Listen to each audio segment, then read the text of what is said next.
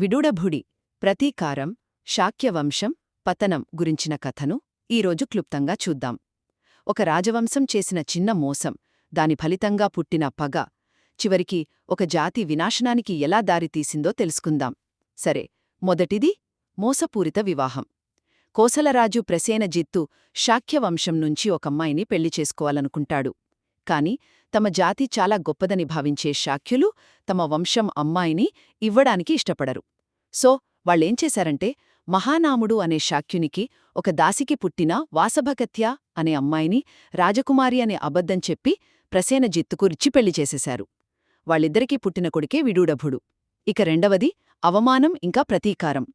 కొన్నేళ్ల తర్వాత విడూడభుడు తన తాతగారి ఊరైన కపిలవస్తుకు వెళ్తాడు. అప్పుడే అసలు నిజం బయటపడుతుంది. అతను ఒక దాసి కొడుకని తెలిసి శాక్యులు అతన్ని చాలా దారుణంగా అవమానిస్తారు.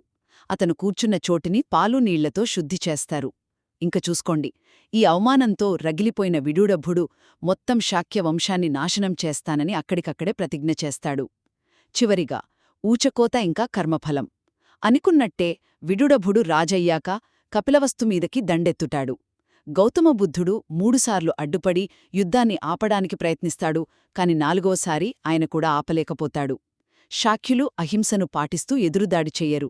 దాంతో విడూడభుని సైన్యం వాళ్ళని దారుణంగా ఊచకోతకొస్తుంది. కాని కథ ఇక్కడితో అయిపోలేదు. తిరిగి వెళ్తున్నప్పుడు అచిరావతి నది ఒడ్డున ఒక పెద్ద వరద వచ్చి విడూడభుడు అతని సైన్యం మొత్తం కొట్టుకుపోయి చనిపోతారు.